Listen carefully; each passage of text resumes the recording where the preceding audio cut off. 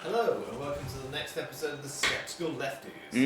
Number 4. I'm Alex Mayer. And I'm Freddie Ellis. Right, here we go. Well, thank God we're recording an episode and absolutely nothing has happened at all. Absolutely nothing. No one's died.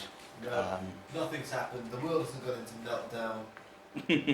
1/4 of the entire world's population isn't living under lockdown right now. Is it really as high as that as a percentage? Honestly, no exaggeration. It's 1/4 of the entire world's population are currently living under governments which have implemented a lockdown policy. That is mad. I never knew that. Absolute madness. Yeah, I suppose though when you think about it, it really is an incredible, unprecedented situation. It is absolutely once again. And we've just had a whole week of it, and it's just been utter madness. Yeah, madness with people being obviously, not so much forced, but certainly strongly advised to coop themselves up in their homes. British people are not exactly well known for following orders. No. We are a stubborn race of people. We don't like being told what to do, especially when you're told you can't do something. That tends to bring out the probably the worst in us. You know, you can't invade that country. Hold my beer. Or tea. Well, I mean, this thing has its other sides. I mean, the thing about the most remarkable thing about the last week. How long has it been since lockdown was implemented? It's just over a week, isn't it? I think so. Certainly 10 days, give or take. I think it's about that. It is worth. Everyone's had to get used to this completely different way of living. Yeah. You know, and it's very interesting. I'd be fascinated to see the long-term effects of this week on how we live and everything else. But you know, I mean, just getting people have. It's worth remembering that the majority of people have been incredibly compliant with the lockdown policy. Yes. With the exception of a couple of idiots, which no doubt we'll talk about. And something like a huge proportion of the public are very compliant with it. And it says, which is quite impressive when you think the people of this country haven't had to live like this for a very, very long time. Probably since the 1970s at least, if not the 1940s. I mean, maybe with the was it the 4-day week or 3-day week? 3-day week, wasn't it? That's probably the last time we were ever forced to live like this. Frugally, I suppose. The sort of self-perpetuating nature of capitalism has been put on hold. With this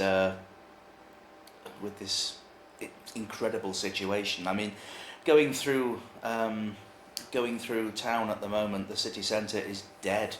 And I mean, no one's ever seen anything like it. It's like the 28 days later. It kind of is. It is. Every single city centre is completely deserted. Yeah, to quote the specials, this town is kind of like a ghost town. Yeah, it is. Yeah, and all the pubs are being closed down.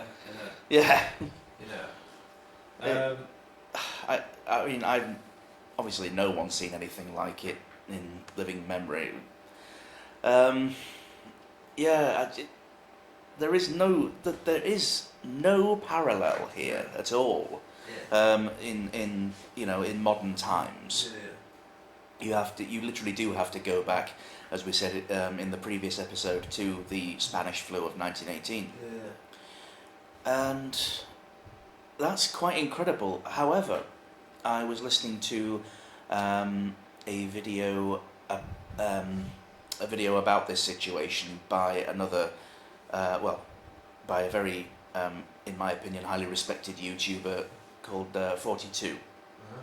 He's a fella from the west coast of England, and he was saying, to be honest, we kind of need to count our blessings with COVID-19 because of the low in the big picture we're talking here, the low mortality rate.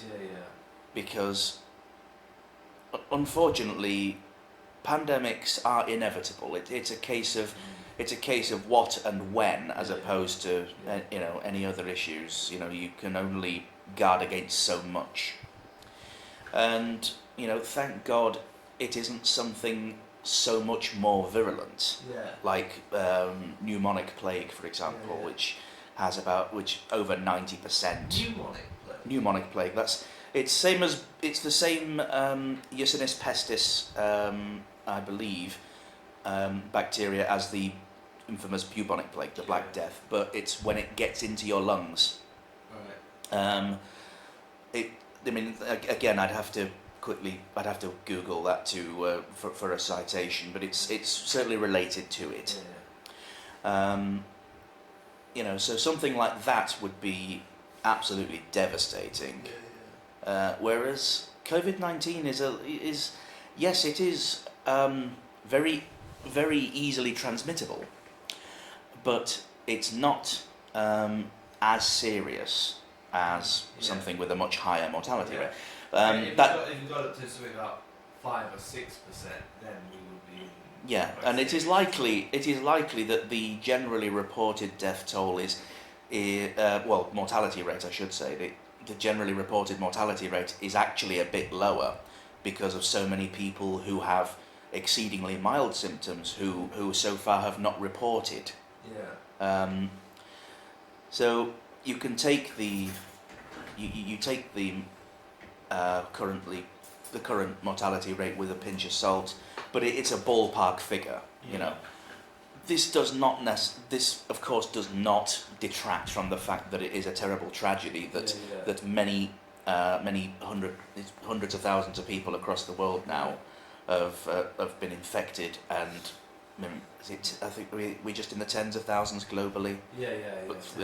But and they have died, and that is horrible. Unfortunately, diseases, viruses, etc. They will come along every now and then, which we have seen in modern times, but obviously not on the same scale. Again, we did kind of touch on this last time. I think government response now is where it's at. Is the eyes are on the governments of the countries that have seen large rates of infection. The reaction of the British government's been extraordinary. It's like they've just basically jettisoned everything they believe in and said, yep, socialism is basically more efficient and saves more lives than capitalism. That's basically what they've said. Well, capitalism's all right if you're rich enough to afford it.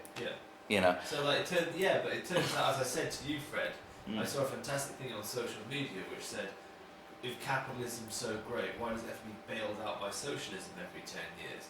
And that's basically what they've just basically admitted. But then again, you could turn that on its head and say, well, if socialism's so great, why does it have to be bailed out by capitalism every 10 years? I mean, it swings and roundabouts. But this is what I find interesting about the government's response is there hasn't. I think at the moment the government's not getting as much criticism as perhaps it should do for its COVID-19 response. Possibly because people's immediate concern are towards the loved ones, the elderly parents, and people aren't really thinking of politics as we would be if we were on a traditional election cycle. But I think at some point there is going to have to be real serious questions asked about this government's response to it. Because if you look at it, and I want to touch on this, please do. It seems to me that the government has, beneath all that populist rhetoric and being the people's government, the reaction to the COVID-19 outbreak has been very much informed by exactly the kind of technocratic, the kind of soulless technocratic governance which we've seen from previous centrist governments. So I think the thinking behind the government's initial herd immunity strategy was influenced by something called nudge economics. Are you familiar with this? I'm not, but go on. Okay, so right. About 10 years ago, a Chicago economist came up with this idea of nudging. So what this basically meant is you would make tiny little differences to people's lives, which they would have an effect. So like you put bees and urinals, for men to target their piss better, and this would save the government cleaning up urinals. And so it's been very popular amongst centrists. So Obama was very, very keen on it. David Cameron, when he was Prime Minister in 2010, set up a nudge unit. Now, so it's like a kind of, if I'm understanding this right, it's like tiny little things to make an overall bigger picture, like when bloody like when McDonald's chose to save millions of dollars by omitting a single slice of cheese from their double cheeseburger. In order to, and then instead of taking out the pickle that no one likes. Well, it's kind of not a million miles away. It's basically, and the classic example of nudge thinking at its best was when they came with some idea to nudge people to fill their tax return in early. So basically, but these were the adverts with Adam Hart Davis. Kind of, yeah. Yeah. Well, so I think what happened. Well, so nudge economics has been seen by centrists as a kind of golden magic formula which changes society, produces differences, changes behaviour, and above all is very economical, saves the taxpayer money, very cost effective. But you look into it and it's all bollocks, right? So when nudge economics works, like putting bees on urinals, it's all well and good, but it makes no difference to the economy. Bees? Bees on the urinals, yeah. So the little painted bees on the porcelain of the urinal. Oh, right. Oh. So you can. Oh, I've never seen bees. I've seen targets. That kind of thing. Yeah, I see. Just So So the British nudge unit was started in Downing Street by the man who used to be Tony Blair's chief of policy for about 5 or 6 years or whatever. Okay. And then went to work for the bloody Tories. But it's not really much of a jump, is it? So it's deeply embedded within like centrist politics. Now, coronavirus represents the kind of end of this soulless technocratic attitude to politics, because all nudge theory is basically just let the market decide, leave people to their own beings, and the market will naturally sort itself out. It basically does fuck all, really. In the real world, nudging does pretty much fuck all to the big picture economy. It certainly has. It certainly has in with this herd immunity kind of idea, because of the fact that I think that the reason why they went, the real reason why they went down that route is because they did not want stocks and etc. to tank. Which, of course, they have. Well, what happened is, I think the herd immunity was influenced by nudge economics. Well, yes, it sounds like it from what you've said. So the idea is that, and with a touch of the British keep calm and carry on kind of spirit. But unfortunately, keep calm and carry on is all right for when you've got German bombers overhead. It's different. It doesn't work when those bombs just happen to be contained within the lungs of a person who is sitting too close to you and coughing and spluttering. Yeah, I mean this is the problem with Boris Johnson's government and their conception of politics is that they imagined that young, healthy, reasonably healthy people, young, reasonably healthy people would almost kind of create a kind of literal firewall around the elderly and the most vulnerable in society, and that if people could only be nudged into this way of behaving, the stocks would continue and the market would continue, and it's not worked out for them. And shock horror. Shock horror, and that's. And the fact that the government have wasted so much time and resources on this herd immunity strategy, which hasn't worked, no, may potentially have unnecessarily what may eventuate out of this policy failure may be unnecessary deaths in the thousands. Well, I mean, we've already seen the deaths initially, and today. I say today. We're now in. It's actually yesterday was reported over. About nearly 5,500 people, the highest yet, deaths in a single day in England, or Britain, I should say. yeah, that's. I mean, these things will happen. There will be good days and bad days, so to speak. We will have days where there might not be so many, or maybe even very few, and then we will have other days when cases will spike. That's just the nature of the beast. It isn't fully indicative of any particular policy necessarily. It's just people get infected. They get infected. Some die, some don't. Some might have been infected at the start. Some might have only been infected a couple of days ago. Yeah.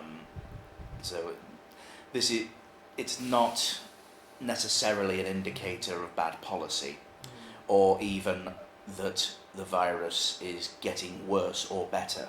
Yeah. It's only when you see an overall trend, but individual spikes or dips are, well, they're just kind of anomalies that you have to take into the stride of things. As far as the herd immunity policy things go, I mean, you do have to wonder, when everyone else is doing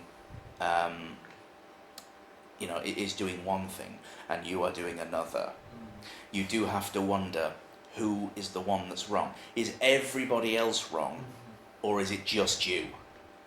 Yeah. Realistically, it doesn't look good.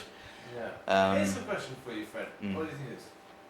Do you think the government chose that strategy because it genuinely believed that if we just let the market sort itself out and nudge people in the right direction in terms of their behaviour, we'll be able to come through it? Or do you think does it come from neglect, or do you a complete disregard for human life, or do you think it comes from the fact that they were caught a bit like a rabbit in headlights at first with COVID, and they kind of didn't know what to do, so they went for something soulless and technocratic and. I think it probably is a mixture of all those things. Yeah. There's pros and cons to each argument. I mean, yes. Certainly, as far as neglect goes, the NHS has, of course, been neglected for the last 10 years. Yeah. I wonder I wonder what the problem was there. Yeah. But then, we get caught with our trousers down, Yeah. and which I'm sure, which Boris Johnson must be used to by now. Yeah, absolutely. Yeah. Oh, he's probably doing it currently. Oh, more than likely. And more than likely he's having. Well, I was thinking about this kind of strange thought I had. It's more than likely he's having at least one affair at the moment. More than likely. Yeah, it's probably how he caught it. Yeah. More than likely, yes. Yeah. One of his mistresses, allegedly. Yeah, allegedly. Definitely. I think the one good thing that has come out of all of this is that Dominic Cummings has caught it as well. Yeah. The disease has caught the virus. Yeah. That is fantastic. Yeah. I'm so happy about that. Walking Fuck into that guy. Downing Street looking a total scruff bag. Mm. All It's a that, fucking weasel. All that bollocks about Jeremy Corbyn's tie. Dominic Cummings walks into Downing Street looking like a complete mess. And it's just not reported in the media. No, he honestly, he sort of looks like he's exceedingly late for a court appearance, for a custody hearing or something like that. He does. No, but he is a proper shit, Dominic Cummings. Yeah, and he's really. You do have to wonder, out of the two, Boris and Dominic Cummings, who's the organ grinder and who's the monkey in this relationship? Who's the batter? Who's the bowler? And that's not a homosexual slight. That's literally, who's pulling the strings? Because, you do have to wonder. This guy seems to this sort of. He's a really insidious agenda, as Dominic Cummings. You know, he's not quite. He's maybe not as quite as outspoken as the absolute turd that is Toby. What's his name? Toby Young. Toby Young. That was it. Yeah. Self-confessed eugenicist. Yeah. An absolute fuckwit. Yeah. A fuckstick of the highest order. Well, they're kind of like soft Nazis, aren't they, Toby Young and Donald Cummings? Well, more like a troll Nazi, I would have thought. Yeah, it's I don't know. I mean, I'm not overly keen of saying about just labelling people, especially like Nazi or commie. This thing. Well, they're maybe not Nazis, but they've no, got that's this the thing. I mean, they've got this thing about you. Well, I mean, eugenics was actually quite a widespread theory in the sort of 20s and 30s. Well, do you know George Bernard Shaw, the socialist playwright, was, from what I gather, was quite keen on eugenics for a while. Yeah. And realistically, I mean, I suppose the original eugenicist would be would actually end up being Ebenezer Scrooge in Dickens' A Christmas Carol. Yeah. You know, if they're going to die, then they should bloody well hurry up and do it and decrease the surplus population. Yeah. They probably didn't say bloody. That's the history of science, isn't it? Like, I don't really know enough about the history of science to tell you to speak authoritatively on the history of eugenics has always kind of been there in the background for many centuries, mostly because certain sects of society see themselves as superior to others, and well, that's just how class works. You know, the middle class will always, the middle and upper classes will always look down to the lowly, and or look down on the lowly, and the lowly just kind of like, well, what can we fucking do about it? And unfortunately, the answer's not a lot, for the most part, not without some sort of dramatic revolution. And when those have happened,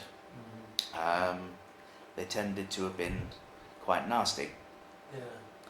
I mean, you can argue that good things have come out of revolutions, such as the ideas of, fraternity, equality, and what was it? Fraternity, equality, and equality. No, equality is equality. Liberty. Ugh, God, just brain fart there. Absolutely, yeah. Just totally left me. Yeah. And that kind of is, and those are the three core principles of modern society in many ways. That kind of, that sort of liberal attitude that we have now as a society. People will think, oh, well, I'm not a liberal. Yeah, but you do believe in liberal principles. Equality is a liberal principle. This is the good version of liberalism. Yeah, not what it has sort of become. To my mind, liberalism is, at its, if one were to take it back to the core, liberalism is really just, live and let live. Yeah. But of course, it doesn't end up like that. It ends up being, well, just like every other form of political view, it gets hijacked by louder voices. For example, feminism has been hijacked by this sort of man-hating, virulent, nastiness, whereas the actual core principle of feminism is actually quite admirable. Yeah. But that's not what it is anymore. Right. It's just not what it is. Not now. The way I see it, there's basically three kinds of liberalism, right? There's the good liberalism, which is the liberalism that you like and I like, which is liberty, equality, fraternity. Yeah. And there's the Tory liberalism, which would be it's sort of like centre-right, isn't it? Yeah, it's kind of centre-right, basically a Tory on everything but the social issues. So, for example, we can do what we like, you can't. Yeah. So there's that strange version of Toryism, which is Toryism which agrees with the British Conservative Party on every single issue apart from Europe. Mm-hmm. So that Pillock, who defected from the Tories to the Lib Dems, stood in Kensington and Chelsea. Could you be a bit more specific? Oh, you were just there, but So name. I can't remember what he's called, but he's a Tory MP. He was a member of the Conservative Party, considered an up-and-comer in the Tory Party. He then defected from the Tories to the Lib Dems over Brexit. Mm-hmm. He then stands as the Liberal Democrat candidate in Kensington and Chelsea constituency. Now, the Liberals, the Lib Dems, who are supposed to tell us that they oppose a Tory Brexit in every way, shoehorning a former Tory MP who voted for every draconian cut going in the austerity period, and immediately so did the Lib Dems. Lib Dem candidate in Kensington and Chelsea. He gets 6,000 votes, takes votes away from Emma Dent-Cohen, the fantastic Labour MP, and lets in a Tory MP. As far as I'm concerned, the Lib Dem, that kind of Liberal Democrat, they are not Liberals, they are far left Tories. They're Tories on the far left of the Tory party. And then there's this third version. I'm not sure I agree there, but go on. And then there's this third version of liberalism, which is the weird, fucked up version. So I remember there's one Liberal Democrat person on Twitter who,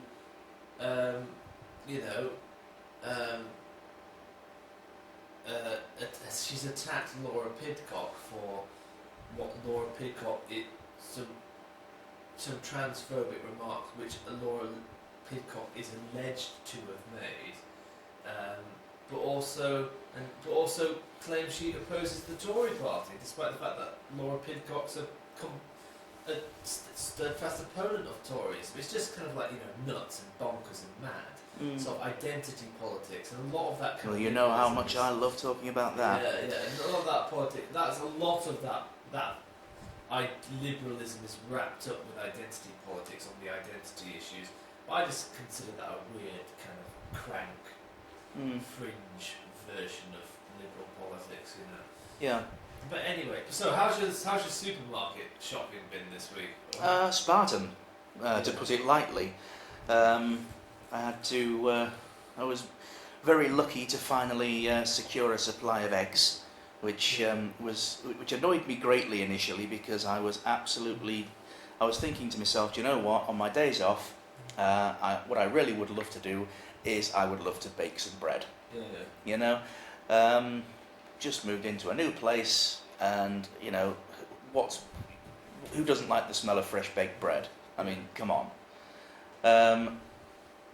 All the fools had cleared out all the eggs, so I've got to go and buy store-bought, which it's like, oh my god, such a tragedy. But at the same time, when you've got your heart set on making something, and then all of a sudden you're denied a core ingredient thereof, it would be like saying, oh, I've got all this, I've got all the ingredients, oh, but I've got no flour. It's like, fuck, something so fundamental as well. But again, the panic buying again, it's like, oh my god, there is only a crisis of supply if you create one. Exactly. And people are creating one, and it's fucking stupid. This is the thing that really makes me angry. At first I thought it was funny, and then I started to get angry at people's stupidity, and then I started getting really actually properly pissed off with this. But this week I've become really pissed off with the panic buyers, because it's more than just selfishness. It's selfishness plus stupidity. But the thing is about this, right? There is enough in the supermarkets for everyone to have all their grocery. There's enough groceries in the shops for everyone if everyone just shops responsibly. Well, just shop normally. Yeah, shop normally. Yeah. But this is the problem, right? People are adding about 10% to their shop. Mm-hmm. Now, may not be much to you. It's not much on an individual scale, but if you multiply that. If everybody in the country adds 10%, that creates a massive problem of supply. It does, yes. And the knock-on effects are very real. And I don't think people have yet got, maybe this week will change it, but it seems to me, I'm already seeing that there's having real world consequences. Yeah, it is. You know, I mean, you know, it's not exactly like people are starving. We're not at that point, thank God. It's not the fucking Walking Dead. No, it's not the Walking Dead. It's, literally, it's just a public health crisis, and it's a serious one. You have to take it seriously, but just don't go mental. No. Don't go and fill your trolley with massive amounts of toilet roll if you don't need them. Exactly. If you don't have, I mean, fair enough. If you children or elderly relatives or cholera or plague, if it's just you and your partner or you living alone, don't buy more than you need. More toilet paper than you actually need. You know? Yeah, I mean, that is one thing, because it's one of those it's one of those sort of supplies that we've really become accustomed to, you know, to just having, and and when you don't have it, you start to panic a bit. Yeah. Because, you know, like myself, couldn't find eggs. Okay, so I go for an alternative and get store-bought bread. Or I can't find, well, you know, name a generic product. I can't find El Cheapo tinned beans, so I'll have to plump for the premium brand, stump up the extra cash. There's an alternative there. There isn't really many alternatives for bog roll. No. I mean, I suppose, you know, we're kind of regretting not adopting the French bidet more widespread. I think there's probably going to be a big spike in people having bidets installed, which, you know, makes perfect sense now, whereas, you know, in the whereas beforehand people would be like, oh, I don't want a jet of water up my arse, but realistically, that's certainly incredibly more welcome than having nothing to get rid of. I mean, there's the government. There's the Keir Starmer leadership election leaflets. They would make good toilet paper if you. They absolutely would, and they have been doing. Government's guidelines on COVID that would make good election. Yes. Make good toilet paper. So there are some things you can. I have to say, the other day, I misconstrued the hashtag, and I took a crap for Boris, which I enjoyed immensely, and it was quite like one of his speeches. You know, just full of shit. Yeah. Fantastic, and yeah, a lot of.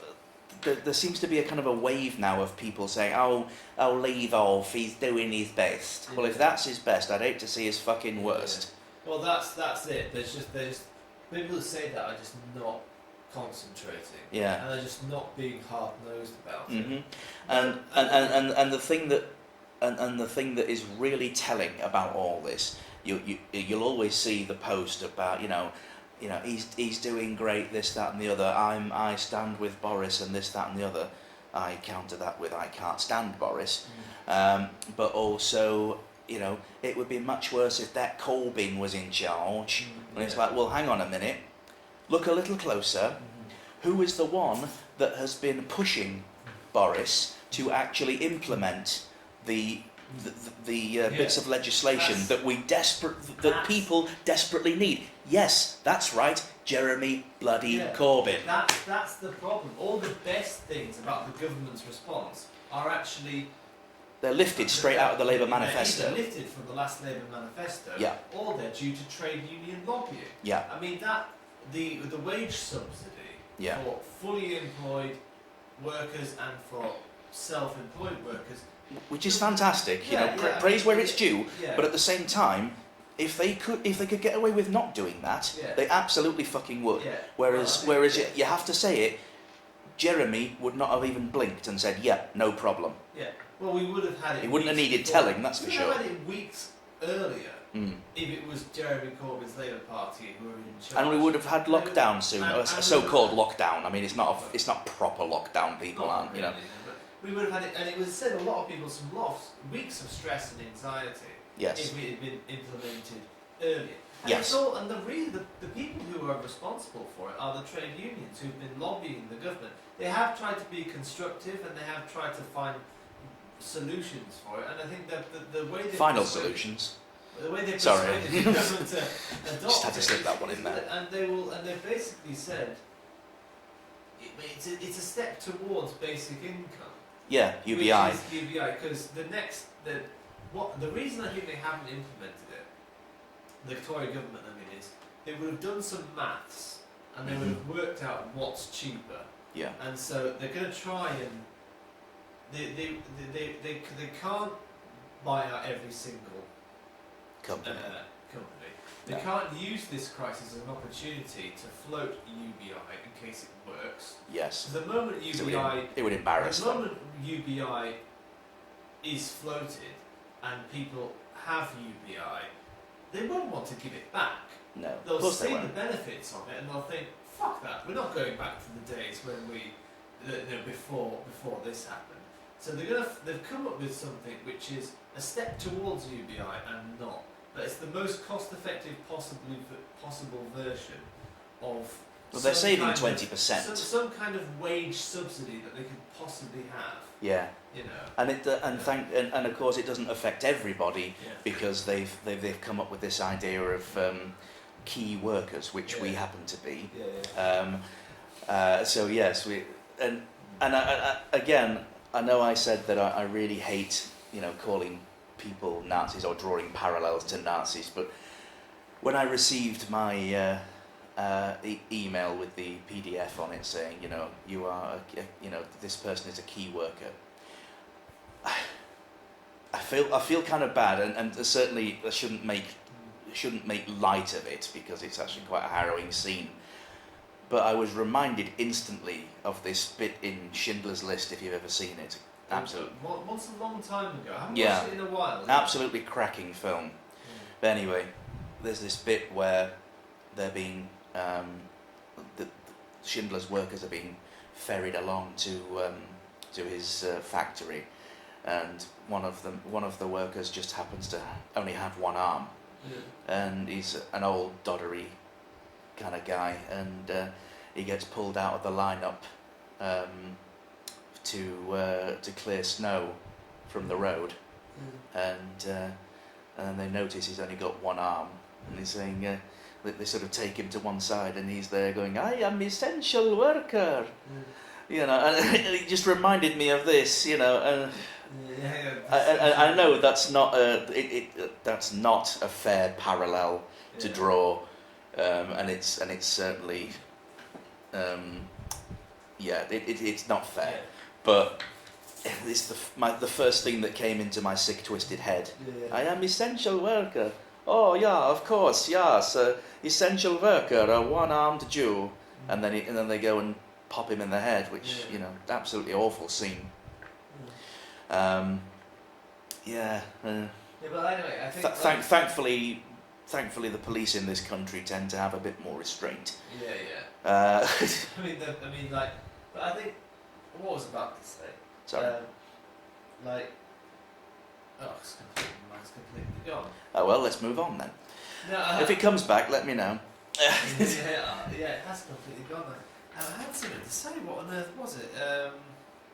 What on earth was it? Coronavirus. What were we talking about before we got onto the Schindler's List scene? Oh God.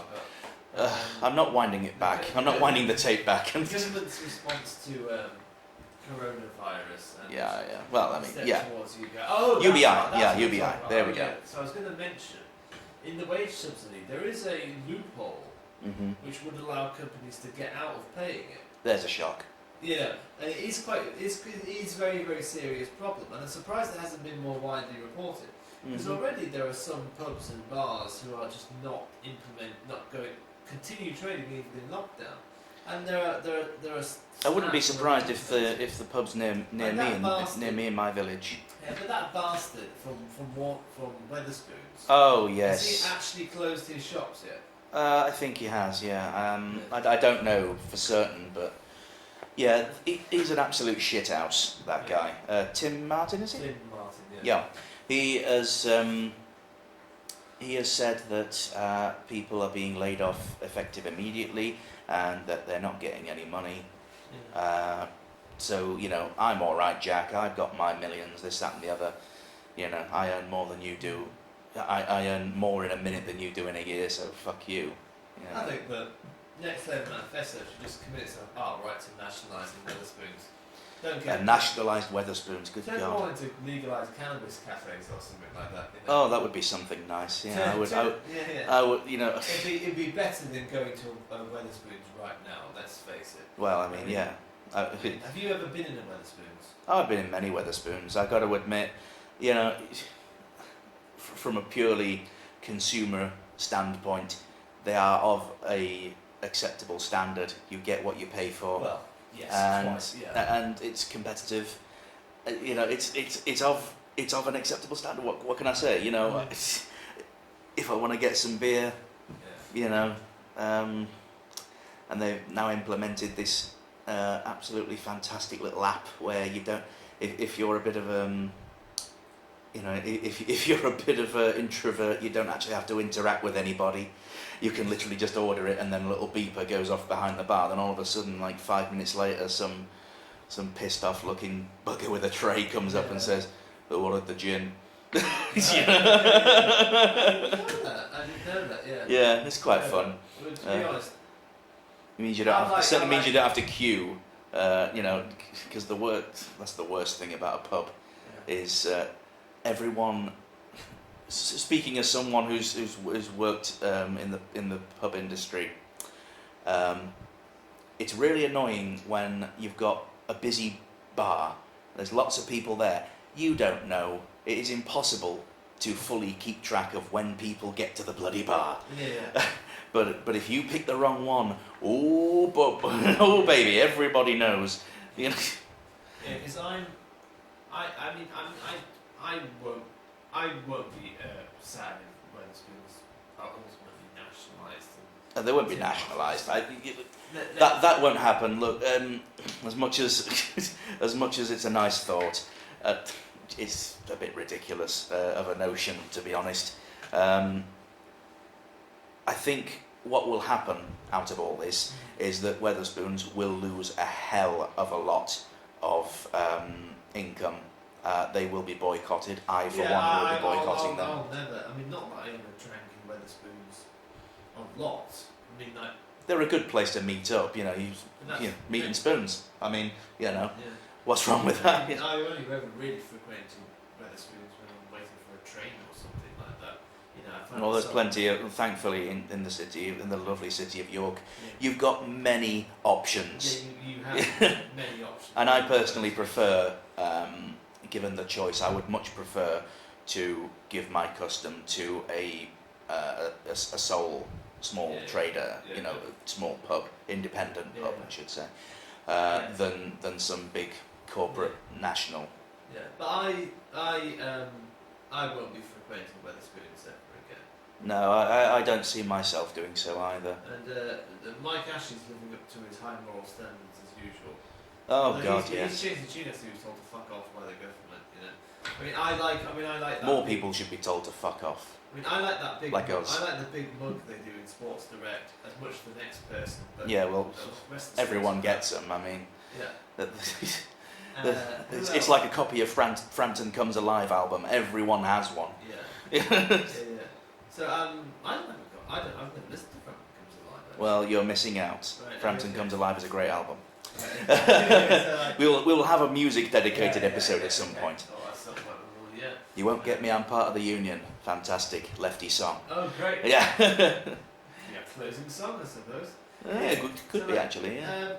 Wilco's have been fucking appalling. They're still like taking in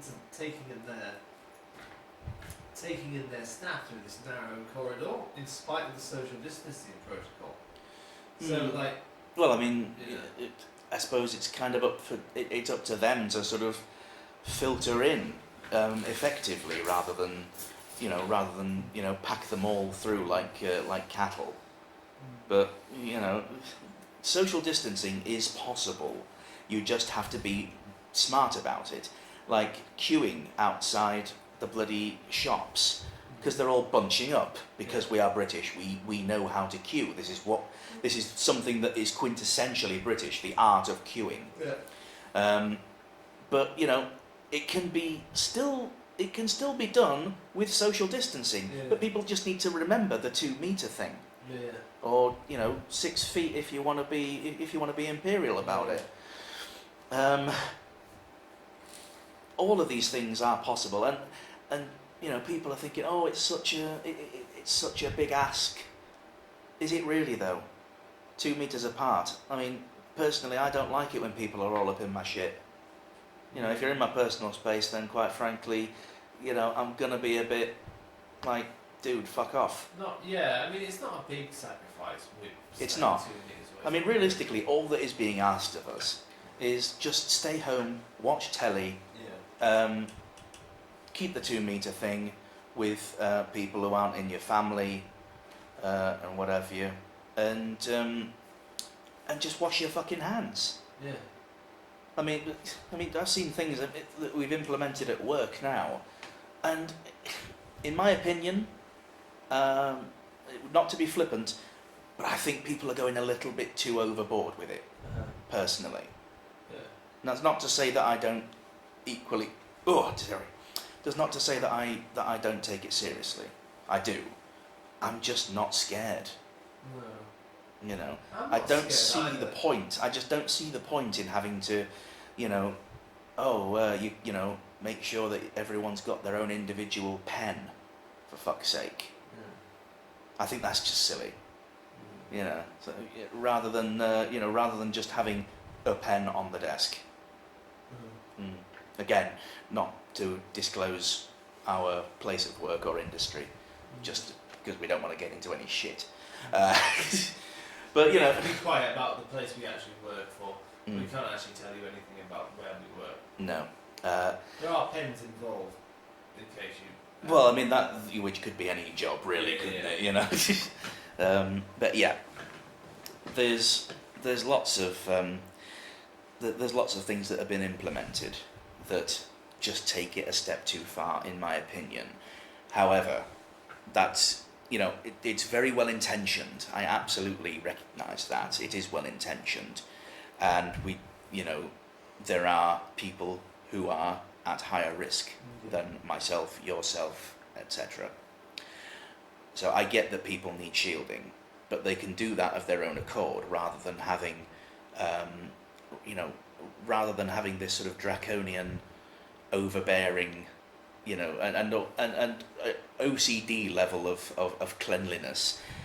The thing, if you live in a sterile environment, eventually, when you are exposed to a pathogen, you're fucked.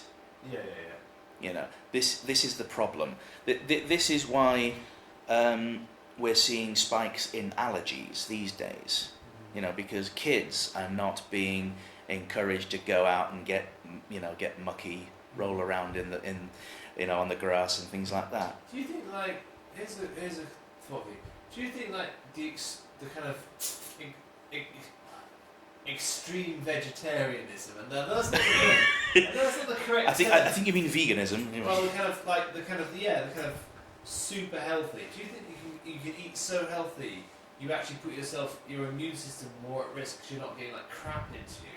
Because meat is unhealthy, but it's bad for the environment, but it kind of has stuff in it which keeps.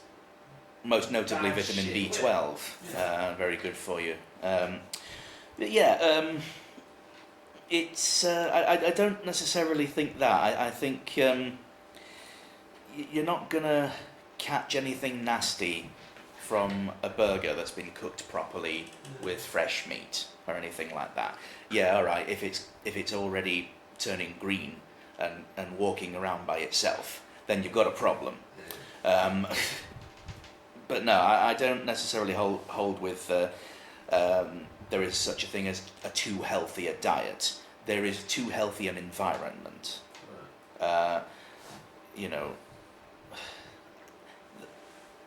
What doesn't help, and a colleague of ours mentioned this to me earlier on, I thought it was quite interesting, so I'll mention it here, is that when COVID-19 really takes hold in South Africa, Yeah. this and other countries such as like Rwanda, if it gets that far, we will see massive spikes in deaths just simply because of the rate of HIV/AIDS that is in these countries. People who are immunocompromised, severely immunocompromised as they would be. I mean, many places, even in South Africa, particularly when you think of places like Soweto, I can't see them having massive stockpiles of antiretroviral drugs to help. So this is, I find, quite concerning. Yeah, I have been concerned about what coronavirus is going to do to Africa. Yeah. Even when it gets there. Well, I mean, we saw what Ebola did to it. Yeah. Did to like Sierra Leone and places like that. Yeah. Was it Mozambique as well? Sudan, I think. Did Sudan get some? And Yeah, yes, they. That seemed to ring a bell. Yeah, yeah. It's blah, blah, blah. On the grand scale, Ebola is actually not an easy disease to catch. Yeah. It's actually quite difficult to catch Ebola compared to something like COVID-19. But of course, it has a much higher death rate, around 50-something% is the mortality rate for Ebola, which it's a particular type of Ebola anyway. There's like 3 or 4 different kinds, but the one that took hold in Africa was Ebola hemorrhagic fever, which is really nasty. It's basically everything shuts down at once and you just start internally bleeding. It's disgusting disease.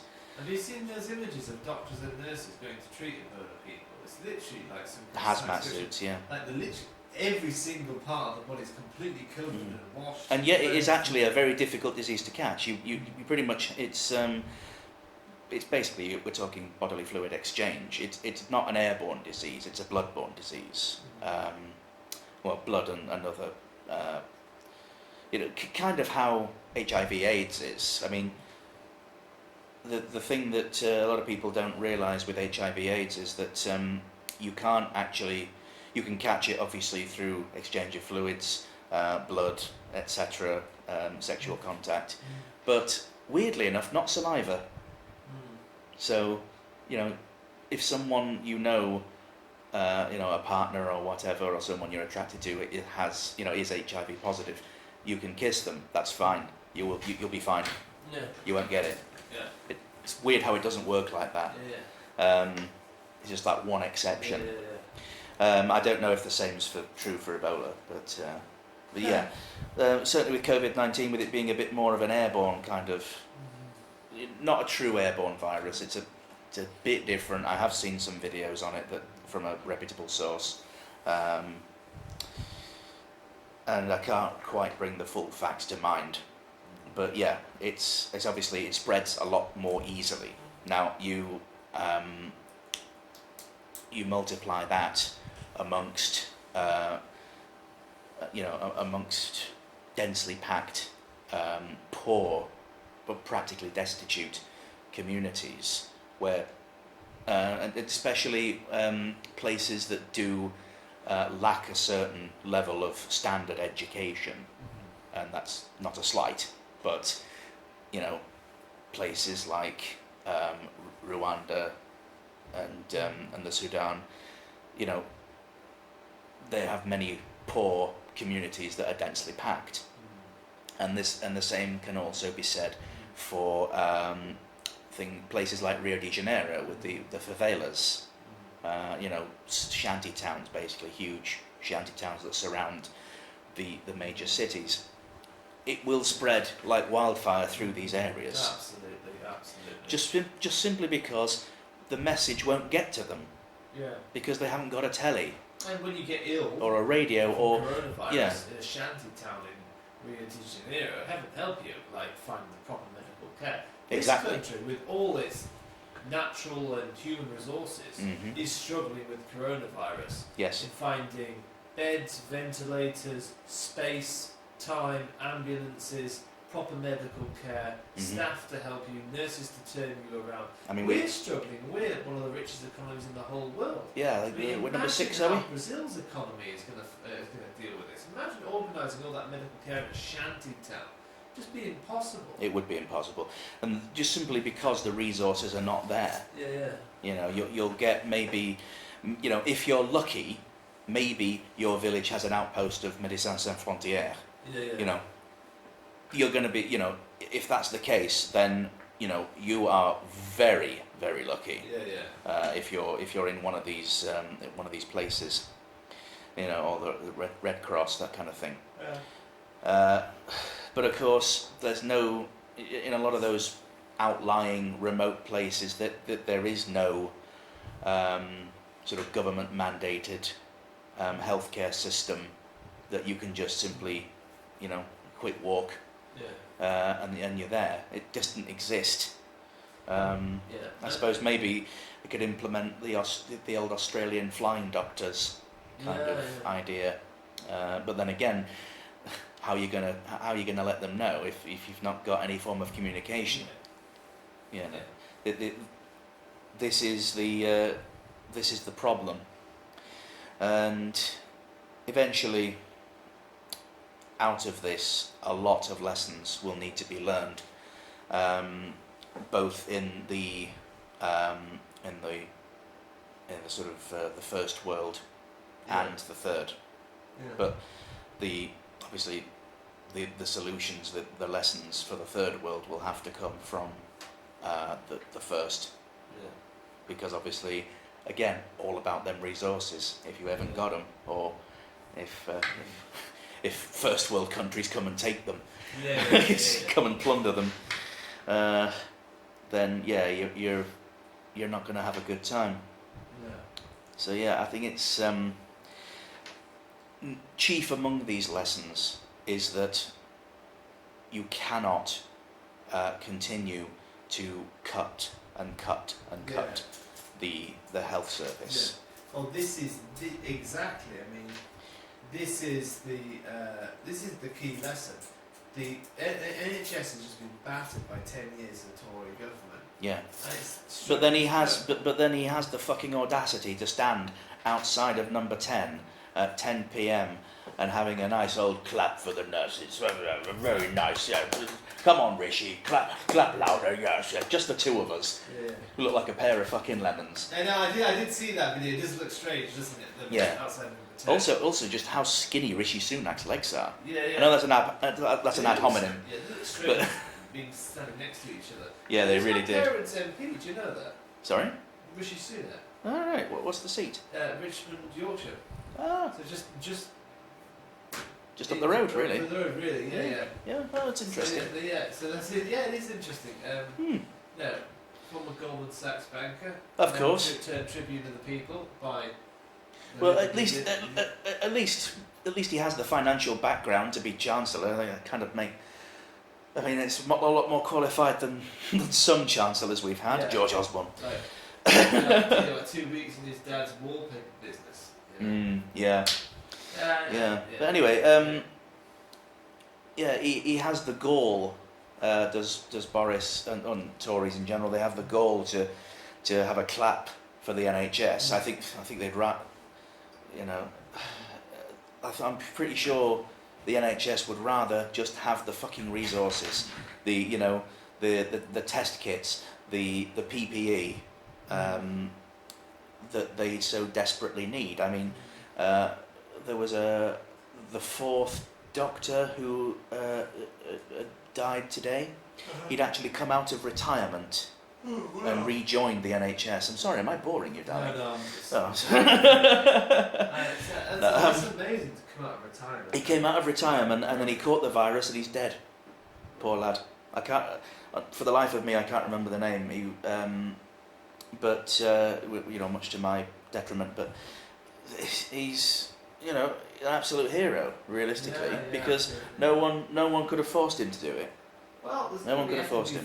For some kind of economic remuneration for all these key workers and all the heroic effort that's being put by all frontline public services. Like, Well, you know, you think I'm that afraid- this I'm army afraid- of workers, that, you know, you think, oh, there's going to be some sort of remuneration. I can't see it happening. Well, I mean, think even you Stalin, could. even Stalin, sent soldiers coming home. He sent them to the fucking gulag Yeah.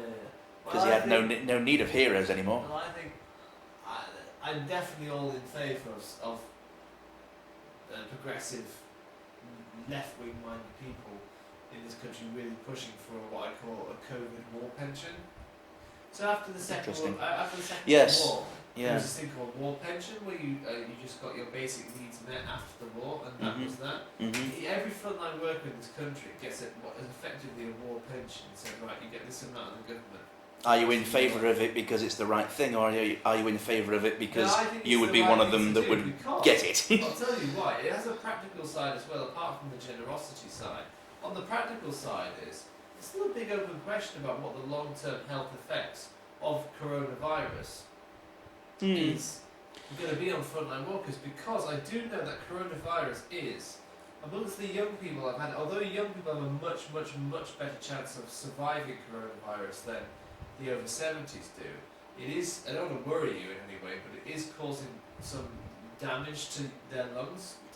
Yeah, it's not like scarring, like has been mooted by certain people.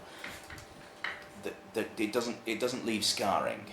It's not like that. But yeah, I can see there probably would be some respiratory after effects. But that could be said for a lot of things. I mean, you know, who doesn't feel like shite after they've had a bout of bronchitis? I know I certainly do. Then again, I'm asthmatic, so you know it's bound to have a dramatic effect. It tends to really affect me badly.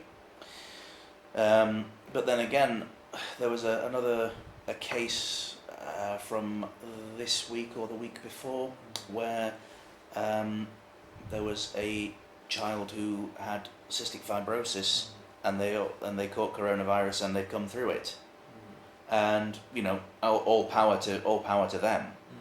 Have you heard about that 102-year-old man who survived both Spanish flu and both wars, and now the coronavirus? That's amazing. That guy is badass. Yeah, you know. that guy's hard as nails. Oh yeah, that guy is hard as nails. Don't know what he's been eating, but Oh, he's obviously had his Weetabix. Yeah. Yeah. It'd be interesting to know his secret. It's probably social distancing and washing his fucking hands. Who knew, you know? And not going out and buying shitloads of bog roll. Yeah, exactly. Yeah. Or just simply not panicking.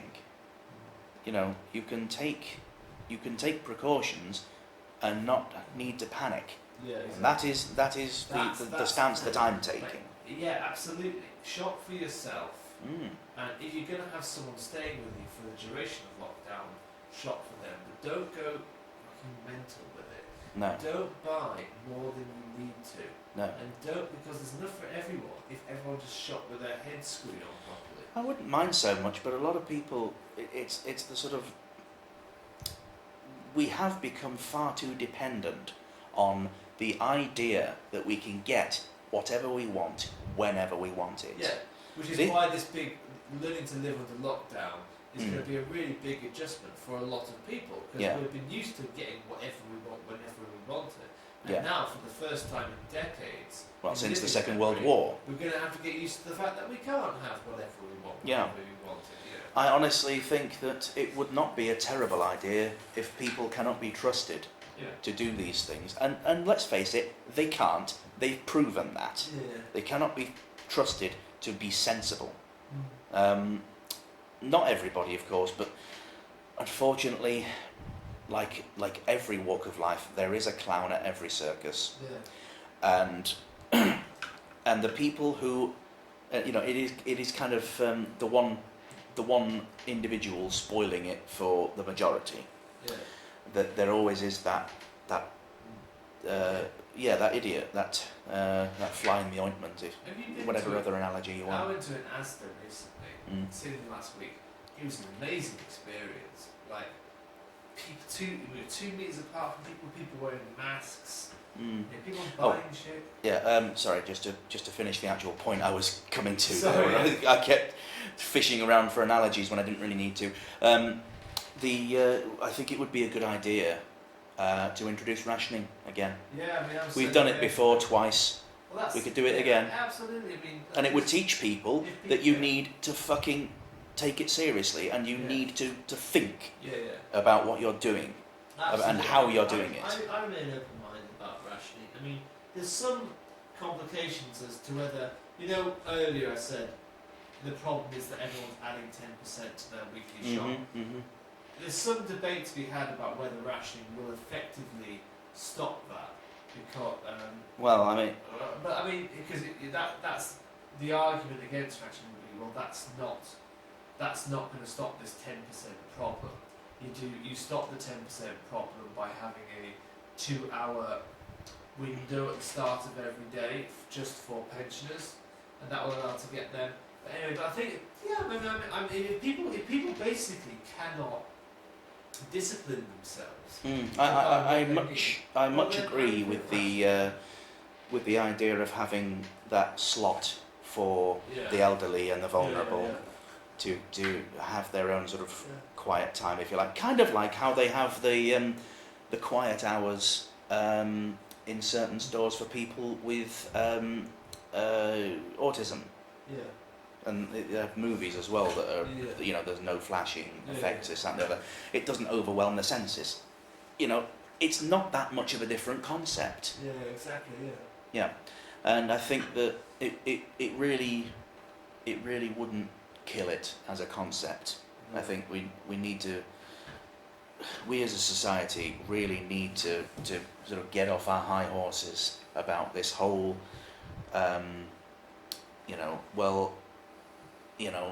I'm not doing it because you tell me, bollocks. Yeah. No, you need to realise that your actions impact others, and that's the problem.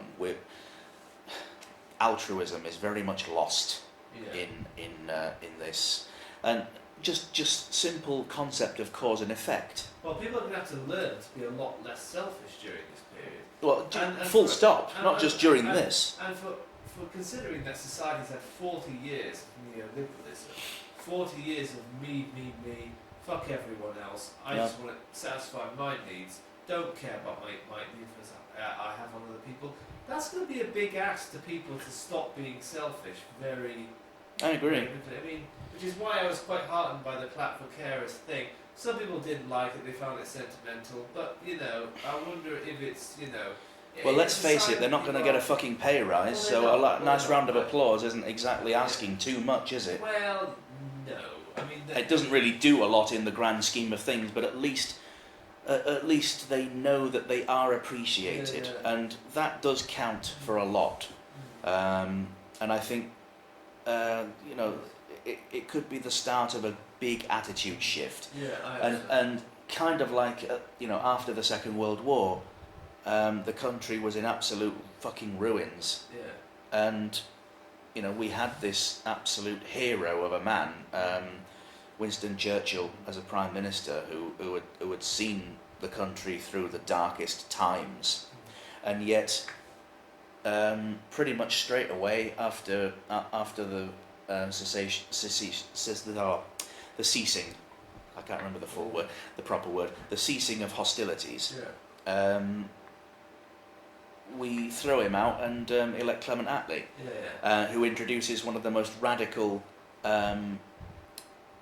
policies of spending and social reform that the country had ever seen since the government of H.H. Asquith with the liberal reforms. I mean that's what my hope is.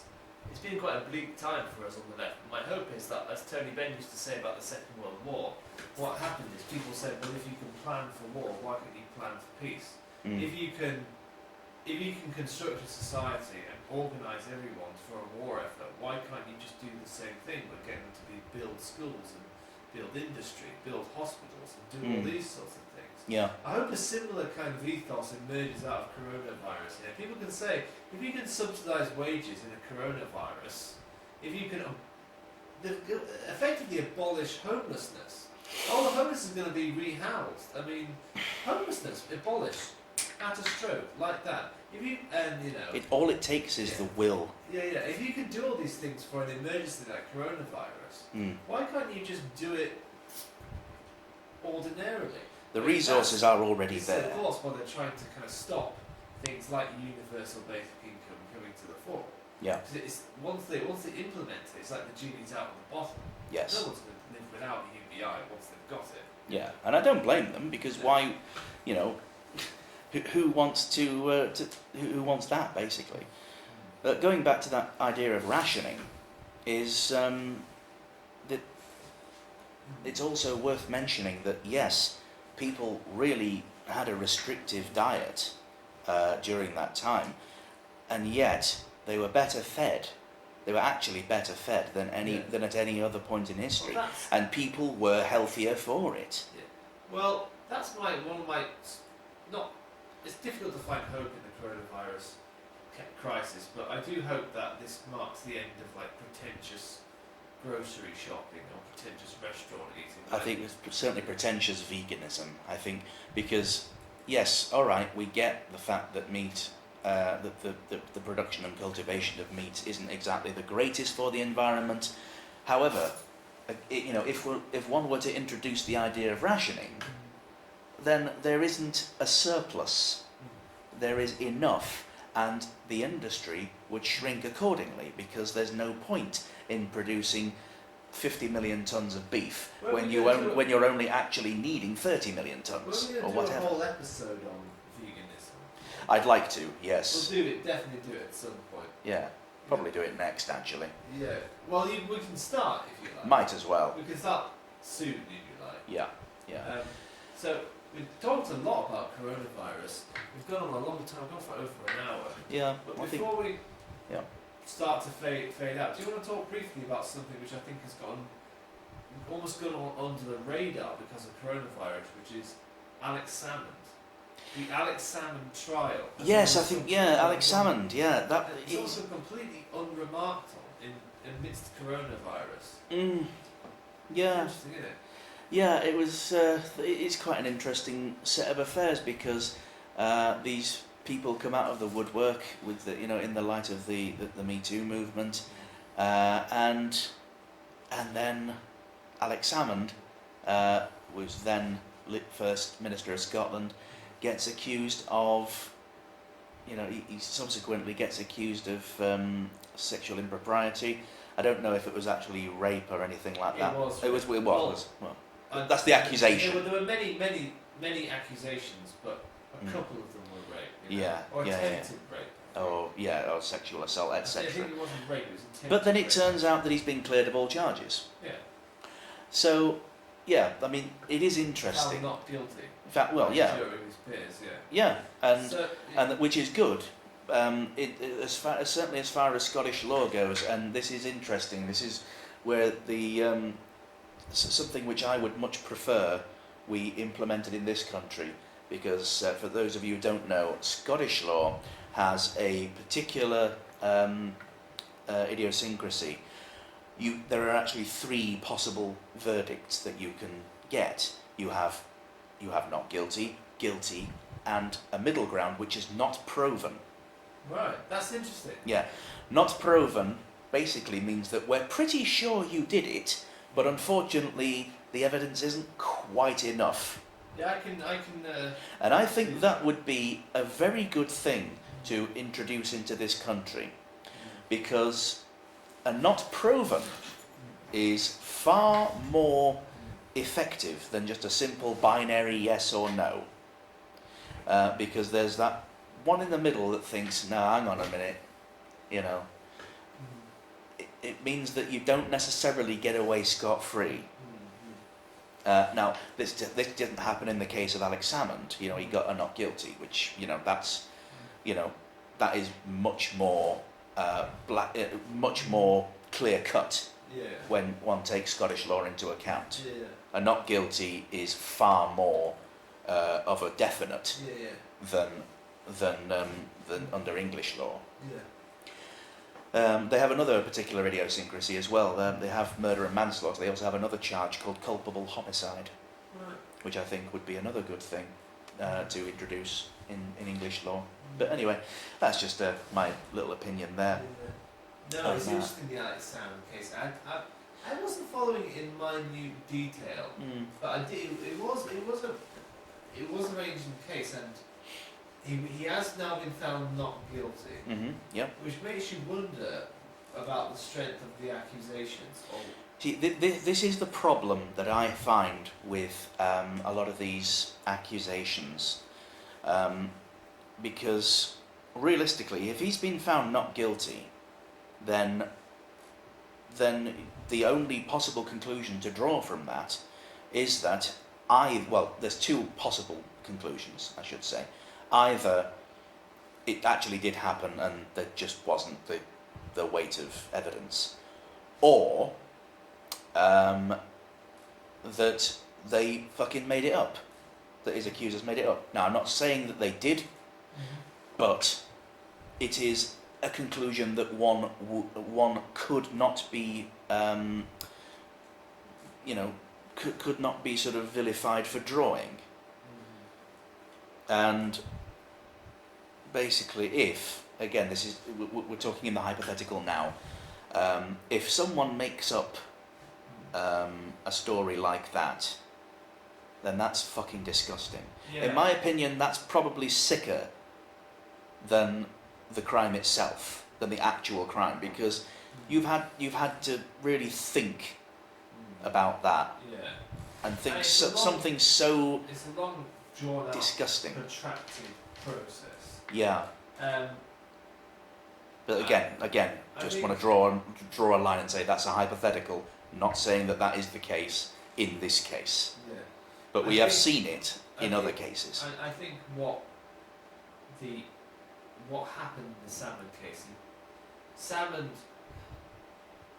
I think, I'm speculating now, but I think what came out in court was that as far as etiquette goes, Salmon doesn't really have, he lacks etiquette. Oh yeah, he's a brash, sort of, he's not a very nice person. But he's not guilty of the crimes he's said he was accused of. Yeah, exactly. Just because he's a bit of a dick doesn't mean that he's a rapist or anything like that. He's a troglodyte, but he's not a rapist. You know what I mean?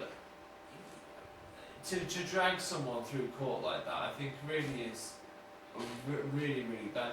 I don't know. I mean, he could be guilty of them. I don't know. I honestly don't know. I can't look into his heart. Well, legally, he wasn't guilty. Legally, he's not. So you cannot say anything other than. He may be between the Almighty and Healing, maybe, but I've got no idea. Well, yeah, but the thing is, it's all right. Certainly, this happened out of the, again, bringing the Me Too movement back into it. It's all right saying, believe all women. Well, that's all well and good, but unfortunately, the system we have is innocent until proven guilty, and you have to prove it. Yeah. I'm not saying that you shouldn't be believed. And certainly for people who genuinely have had those sorts of crimes, been the victim of those sorts of crimes, I understand that's absolutely awful and it's a disgusting thing to have happened. It's morally abhorrent. But unfortunately, the system demands that it must be proven in a court of law. And if you can't provide that proof, then I'm sorry, but there's not a lot that can be done. It doesn't mean that your experience isn't valid, or that it just means that there's really, societally speaking, our hands are tied. it's not a perfect system, but it's the best system we have. Yeah. It's either that or we go back to trial by combat or trial by ordeal. Yeah, yeah. And even under French law, they used to have a trial by congress. Right. This was for it's a bit of a weird thing, this weird tangent, but they used to have for divorce settlements, divorce court. If the woman in the concerned accused her partner of not being able to perform sexually, he could demand a trial by congress, Right. which literally means that in front of the jury, which in that case would be men of the church back in these days, you would actually have to basically do your wife in front of these people to prove that you could, and therefore, the divorce would not be granted because the grounds were false. Which, I'm certainly not saying that is a good thing, that firmly belongs in the past, like many other nasty things, like Roman people buggering kids. That definitely belongs in the past. It's like, no, I'm a great defender of the principle of innocence before being proven guilty. Yes. Even for Alex Salmond. Yeah. For anybody, from some little thug on a street corner, right up to, really nasty pieces of work like Saddam. Saddam Hussein. Everybody is, has that right to a fair trial, where the weight of evidence will be judged, and that's how it has to be. Because if we just go on accusations alone, it becomes a witch hunt. That's where it leads. And that is the only possible outcome of a witch hunt. And there's lots we could talk about the Me Too movement. I don't want to get into it all right now, but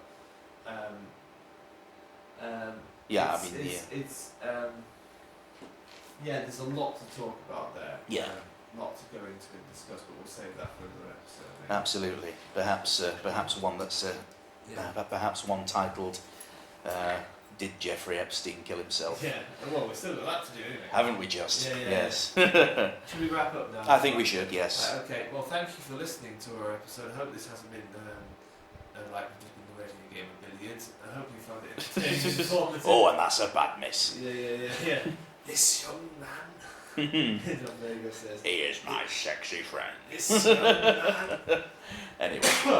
Yes. Right. Bye, everyone. Take care. Let's all be careful out there. Thanks. Goodbye.